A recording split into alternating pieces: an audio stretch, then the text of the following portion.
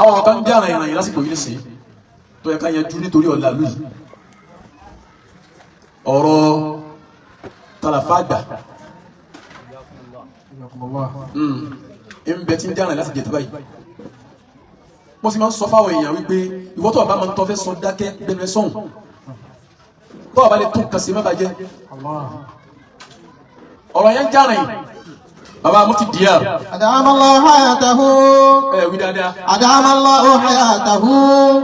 Wí dáadáa. Adamallahu hayatahu. Àwọn ni wọ́n wí. Wọ́n sì wí pẹ̀lú authority ni ẹ̀. Wọ́n á bẹ̀ yẹn jú ẹ̀. Àwọn kan ní tí wọ́n sọ correct ọ̀dà. Àwọn kan ní kò correct ìwọ náà wá kẹ́kọ̀ọ́ nísìn. Bí yàrá kí wọ́n bá ní ọwọ́ ẹ̀rẹ́ pé bọ́ ti wí ni pé ní lásìkò yìí wọ́n yanjú tí wọ́n pè ní àfà àgbà àti àgbà àfà. Kí ni wọ́n pè láfà àgbà? Kí ni wọ́n pè ní àgbà àfà? Ṣé rí àgbà àfà? Ìtí ń jẹ́ bẹ́ẹ̀. Òun lẹ́yìn tó dàgbà lójú ọ̀nà yẹn níbi àṣeyọrí àmọ́ kọ́ dàgbà lójú ọ̀nà yẹn níbi lójú eré. Àgbà nù. Èyàn lè di professor at the age of 35. Àgbà níbi ìwé nù àmọ́ kọ́ dàgbà lójú eré. Tẹ́ máa bí èpè níta ni àgbà àfà. Àgbànú tẹ́márì tàlàfà àgbà kí ni wọ́n ń jà fà àgbà kẹ́ mẹ́jọ dàrú máa lọ́wọ́ wọ́n dà lóhùn. Mas'alatu tashyikhi wa tashayyukhi. Kí ni màá sọ yẹn dàgbà nínú ojú ọ̀nà yìí? Qala Allahu ta'ala. Ọba lè jọlá sọ báyìí pé. Hādhā bayanun linnāsi wa hudan wa maw'izatun lil-muttaqīn. Ọlọ́run bá bẹ́ẹ̀ yanjú ọ̀rọ̀ yóò mọ́lá yìí wá ni yóò máa wá jẹ́wọ́ àsìfẹ́ni tó bá nílá káyì yóò jẹ́wọ́ àsìfẹ́ni tó kàn rẹ́ bá má.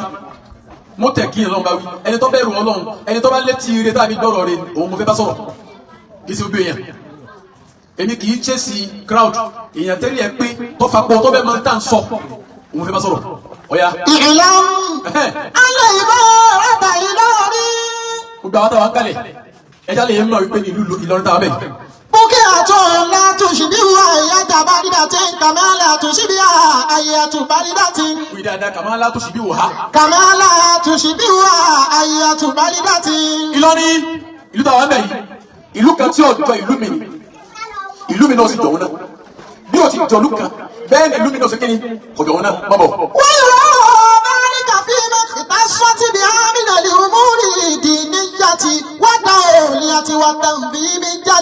Ìtọ́jú yàtọ̀ nínú ìlú ètò wa ni tẹ́ bá ń sọ̀rọ̀ nípa ọ̀rẹ́ sí bá a ti ń gba handú ọ̀rẹ́ sí níbí báyàtọ̀ sí ìlú mi bá a ti ń gba handú ọ̀rọ̀ ìṣesí ayé nínú ìlú yìí báyàtọ̀ sí ìlú mi ó dáyé tó bá a ti ń gba ìlú ayé báyàtọ̀ sí ìlú wọn. وأما في قضية التشييخ فيعتبر بواحد من ثلاثة عوامل أو بجميعها. Bí wọ́n bá ń dákọ̀ àfáàjà àwọn wo gan-an ni wọ́n bẹ̀ ń bí láyìn bẹ́ẹ̀ tẹ́ bá ní ẹni yé àfáàjà ni nǹkan mẹ́ta nǹkan náà kan mẹ́tẹ̀ẹ̀ta yìí tàbí dákọ̀ yìí òun ni ó mú yẹn jẹ́ àfáàjà. Ọwọ́ àwọn ọmọ bẹ́ẹ̀ ni ọlọ́run wọ ọlọ́run gbà mí ó yẹ sí pé ní nǹkan mẹ́ta yìí ló jẹ́ dábì pẹ̀lú àfáàjà àbí wọ́n yẹ sí pé mẹ́ta ọlọ́wọ́ papọ̀ fún وذلك إما بعظمة الإنجازات. Àkọ́kọ́ tó máa ń pè láfàgbà òun àṣeyọrí achievement bẹ́ẹ̀ bá yẹ tè ní láàrí nínú ojú ọ̀nà mímọ́ wọ́n sọ lákọ̀bù ìjẹ́ àfàgbà wọ́n sọ ọ̀kan lérí ọ̀kan náà. àwọn tawliyati. àbíkọ́ lọ́n kó sànú ẹ̀ tọ́rápálá kí wọ́n wé láwà nílé ọba lórí ẹni ṣé ó kì í gbọ́. ẹ̀wúlẹ̀ kan sí gbogbo ẹni tó bá ti jẹ oyè kan lé ọba lórí automatically àfàgbà ni mọ́bọ̀. àwìtà mi. ẹlẹ́kẹta òun ni tẹ́mi yẹn gún bí ẹ bá ṣiṣẹ́ fá tẹ́mi yẹn fi wá gún yọ padà bọ́ sípò àgbà mọ́bọ̀. àyà òwálù. ẹ wá jẹ́ ayẹyẹ ìfọkàn àkọ́kọ́ tí sọ yẹn dàbá gàrí. fàmìlì wúlọ́mọ ìbá láti lọ́ọ̀rí. alẹ́bí mẹ̀ṣáyà láti hóm àbọ̀mọ́tì wà káfíńtì jàgátì mìíràn sábì kí ná. ẹ wá jẹ́ àgbọ̀ ẹ̀jẹ̀ wọnú inú tẹ̀lú ìlú yìí àwọn tó jẹ́ sí pé ní àṣeyọrí wọn ló gbé wọn sípò àfáàgbà inú ìlú Ìlọrin lánàá níjẹta tẹ́ pé ní kọ́lá lónìí àlẹ́ta kó pé ní ìpèsè àfáàgbà àwọn níta ní. dúró tawliyati wala ta'miri aṣèkò amadu labibu alimola kọbùmíta àtìlẹ adábí. àwọn tá à ń sọ yìí kì í ṣe pé ọkùnrin kì í pé ní ẹni wọn gbò kọ ẹni wọn ò gbò wọn ò sì jóye nílé ọba lọrin àmọ́ àṣeyọrí wọn sọ wọn sí kámọ̀ pé wọ́n ní àfáàgbà nínú wọn bàbá wa ṣe òtọ́jú dáadáa bí ẹ̀yin náà wà sí yọrí wọn sọ́sẹ́ parẹ́ ìtọ́nà ṣe fún wọn lára gbogbo ọmọ kéwù tí ó ṣe fáfá mi tó yàtọ̀ sí wọn lásìkò wọn lásìkò lábàdà ọ̀kan lọ. wà ṣéèkù Abubakar ibú bẹ́ẹ̀ Bẹ̀rìgọ́rẹ́. àfa Bẹ̀rìgọ́rẹ́ ṣéèkù Abubakar Bẹ̀rìgọ́rẹ́ Fúlàní Ọlọ́run.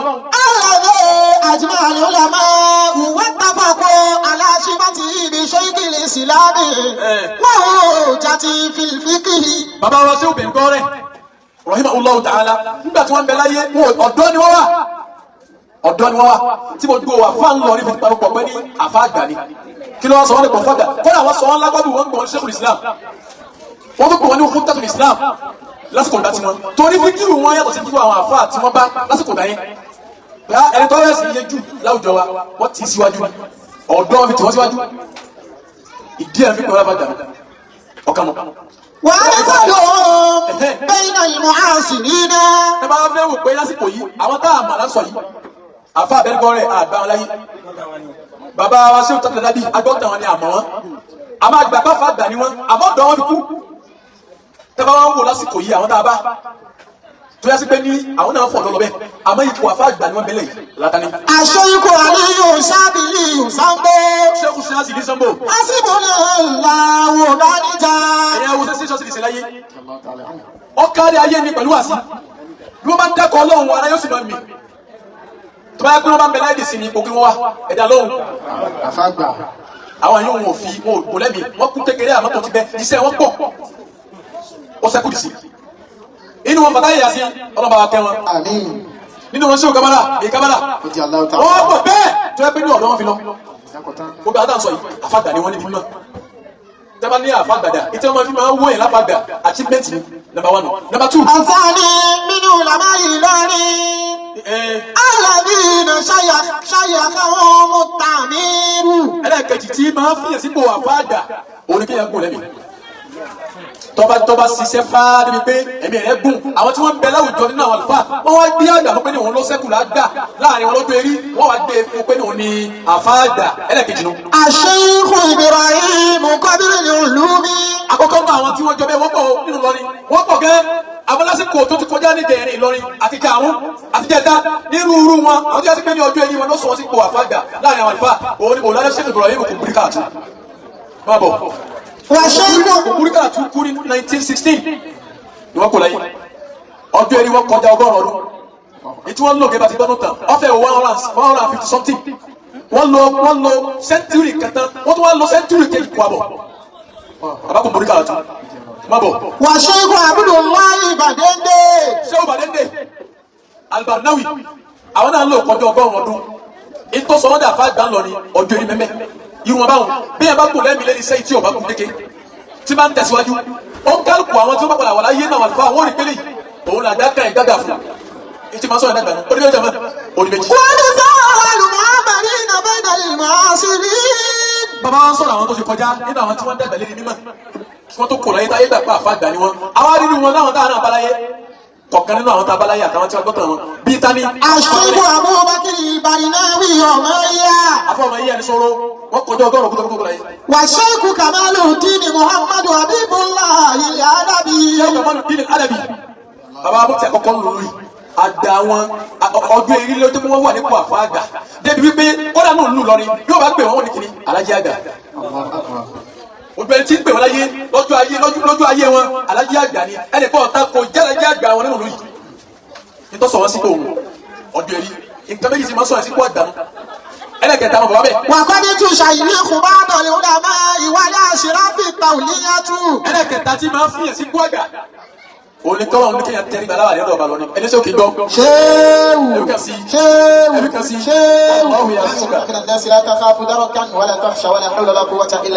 ìwà tẹ́rí gbàláwà lẹ́dọ̀ ọba lọ́ni ọ̀nà mẹ́rin ló kú sí. ẹni bá fẹ́ gbọ́rọ̀ Yorùbá ní sallallahu alaihi wasallam. sallallahu alaihi wasallam. aliwula aliwula. àkọ́kọ́ ń bẹ̀. atawuli jatu limadani jatu tagimi jatu. àkọ́kọ́ bí ẹ bá tó lóye ọba ọ̀nà mẹ́rin ló kú sí. mo á fẹ́ kó yé odò wa ní sí wípé gbogbo ẹni tí máa ń jẹ́ lórí ọba àlọ́rin ipò tí wọ́n wò yẹn ipò ọba àlọ́rin ni wọ́n wà ipò yẹn ti sọ wọ́n di àgbàlagbà wọ́n rà kó tọ̀ wọ́n jọ ọ̀yà aláwọ̀kọ́ òun náà ní kíni. àmìsálù zọ àmà At-tawliyatul madaniyatu tahkimiyyatu. bí ọba jọ yìí lé ọba àkọ́kọ́ ni dawliyatul madaniyatu tahkimiyya ìjẹ́ oyè tí ó mú ìmọ̀ pàṣẹ lọ́wọ́ mọ́lọ́dù bí àpèjúwe kéèyàn jẹ́ balógun oyè ni wọ́n pàṣẹ àwọn kan mọ̀ bẹ́ẹ̀ lábẹ́ wọn tí wọ́n pàṣẹ fún nípa ìlú nípa ilẹ̀ nípa ilé nípa yẹmọ́gàjì ẹni tí wọ́n bá pàṣẹ fún pé báyìí ní òrì àṣẹ ọba lọ́rin wọ́n pa wọn ẹni tí a bá rí tí wọ́n pàṣẹ náà balógun ipò ọba lọ́rin ni wọ́n ń dìmú torí pé wọ́n rẹpẹsẹ́ntì ọba lọ́rin níbi àyè wọn ìwà wà nípò tí wọ́n wà wọn àgbà ni wọ́n bẹ̀ ọ̀kan ẹlẹ́ẹ̀kejì. At-tawliyatul madaniyatu tasrifiyyatu. ẹlẹ́ẹ̀kejì náà ni ipò tí wọ́n fún yàn òun ò ní jálọ́sẹ̀ àmọ́ wọ́n fi dá lọ́lá ni bí àwọn tí wọ́n fún àwọn sàràkí wa ẹ̀rọ àwọn ọmọ ọkùnrin ní tùràkì ẹlòmíì wọ́n fún ní mùtàwálí ẹlòmíì wọ́n fún ní kíni wàkílì gèrí wọ́n fẹ́ lómi ní wàsíìrì gèrí yìí máa fún wọn ní oyè yẹn ti sọ wọ́n di àgbàlagbà ẹlẹ́ẹ̀kejì ló ẹlẹ́ẹ̀kẹta. As-salisa at-tawliyatu diniyatu tahkimiyyatu. ẹlẹ́ẹ̀kẹta òun lóye tí ó ń mú àṣẹ lọ́wọ́ àbẹ́sì ní òmùdání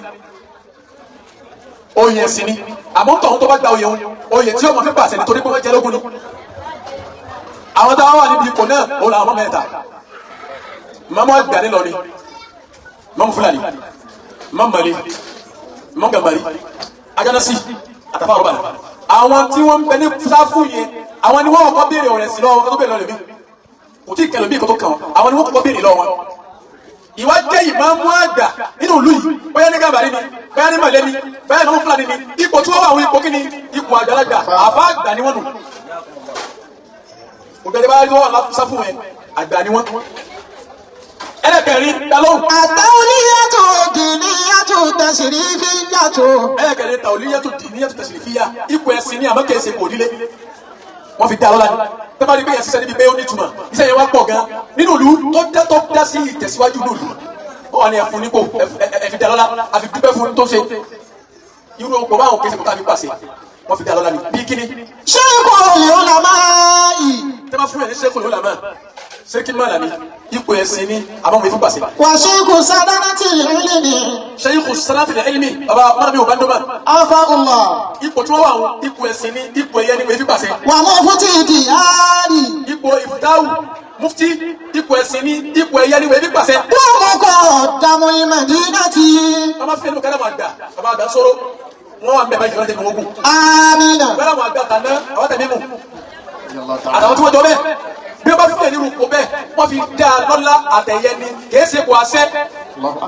ẹ wá jẹ́ àyàn ó do ipò táwí tó bá jọ mọ́ bó ẹ̀sìn tí ẹ bá ṣe kò tí wọ́n ń di oyè rẹ̀ ní ìdílé wọn tó yẹ sí pé bí ẹ bá kú á tó gbé sílé wọn tó yẹ sí pé ipò ẹ̀sìn ni yóò máa bẹ̀ lọ́dọ̀ àwọn tí wọ́n jẹ́ ipò ìdílé ni.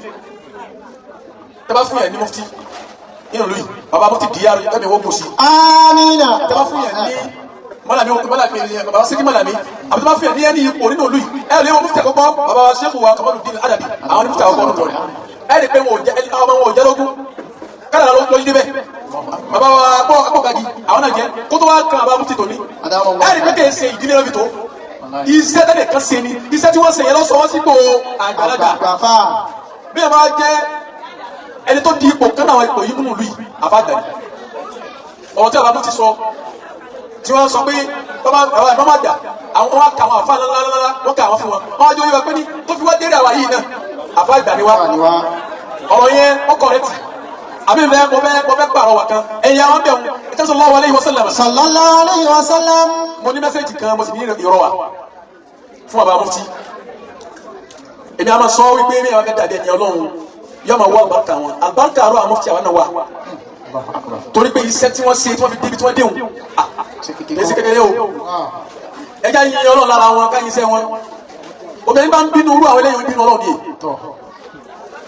bí ẹ máa bínú ọlọ́run bínú sí i láyé àtàkì àmà yìí àbí mi ní ìrọ̀ wà mo sì ní mẹ́sẹ̀jì bàbá mufti bí bàbá mufti bá sọ̀rọ̀ wípé àfàgbà bẹ́ẹ̀ lérí àwa yìí wàlá àwọn kọ̀rẹ́tì àfàgbà ni wọn bí ẹ bá takò takò bà lórí àmọ́ ẹja náà létí àwọn mìíràn bẹ tí wọ́n wà ní orúkọ láwọn náà wà nínú àwọn àlùfáàgbà nínú ìlú yìí bàbá àgbà sọ̀rọ̀ bàbá nǹkan dàmàgbà. Adamallahu hayatahu. nínú wọn bá sẹ́kí mọ̀làbí bàbá wà lẹ́yàgbà. Adamallahu hayatahu. kọ́mọ́ dàbí irú àwọn yẹn wọ́n wà bẹ́ẹ̀. àbá wọn dóoru kò ní ìbára ẹ̀wọ̀n tó jẹ nínú ìlú yìí tí ẹ bá ṣe pé ipò tí wọ́n ń jẹ ní ìdílé wọn abẹ́ ìmọ̀mọ́ àgbà ní ọmọ wa. ìmọ̀mọ́ àgbà nàmbà 1 nínú ìlú yìí fẹ́ni tó fi ipò tó ní achievement tó fi di àfàgbà àtẹni tí wọ́n jẹ́ ńlẹ̀ wọn tó fi di àfàgbà àtẹni tó dọ̀lọ́wà tó fi di àfàgbà ó dó wọn abẹ́ ìmọ̀mọ́ àgbà ni wọ́n wà bó ti tó ń lu inú bó ti tó ń lu inú bí wọ́n wá tó bẹ́ẹ̀ eré bẹ́ẹ̀ ni làwọn wà bàbá mufti Diyar ọlọ́wọ́n ní ba ìgbàjẹ́ mọ́ wọn lọ́wọ́ láyé. àmín Allah. wọ́n dákun àyè tí wọ́n wà wọn àyè tí wọ́n bẹ̀rẹ̀ fi wá ara gàgbọ́ ìmọ̀mọ́ àgbà tó níbi gbogbo àyè tí gbogbo ọ̀nà kí wọ́n wá sí kí ọ̀ ìmọ̀mọ́ àgbà kí ẹ̀ka má ṣe àbáyé. torí wípé a ní di ọ̀rọ̀ mufti níbi kí àwọn àdókòlè rí ṣe wọ́n sì ti kún wọn láti ilẹ̀ wá àwọn kan dákun nítorí Ọlọ́run tó jẹ́ kí ìmọ̀mọ́ àgbà rí ṣe tí wọ́n bá jẹ́ kí wọ́n rí ṣe yóò jẹ́ yìí fún ìlú Ìlọrin àti lónìí àti láti àmọ́ ìlú Ìlọrin Ọlọ́run má jẹ́ ó bàjẹ́ má jẹ́ ó bàjẹ́ ọba Ìlọrin Ọlọ́run má jẹ́ ó ṣubú àmín ojú ọmọ Ìlọrin á ó sórí ire àmín lọ́lá Muhammad ọ̀rẹ́ Olúwa lọ́lá Kùránì ọ̀rọ̀ Olúwa àmín ọba wa ìlú Ìlọrin Olúwa má jẹ́ ó bàjẹ́ ọba ìlú Ìlọrin má jẹ́ ó ṣubú ọba ìlú á ó sórí ire lọ́lá Muhammad ọ̀rẹ́ Olúwa Kùránì ọ̀rọ̀ Olúwa ìlú Ìlọrin Olúwa má jẹ́ ó bàjẹ́ má jẹ́ ó bàjẹ́ ọba Ìlọrin Olúwa má jẹ́ ó ṣubú má jẹ́ ó ṣubú ọba Ìlọrin á ó sórí ire àmín lọ́lá Kùránì ọ̀rọ̀ Olúwa lọ́lá Muhammadu ọ̀rẹ́ Olúwa.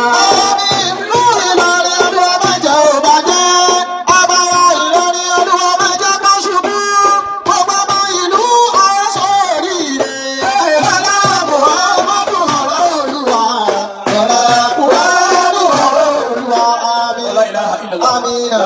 ولا قوة إلا بالله.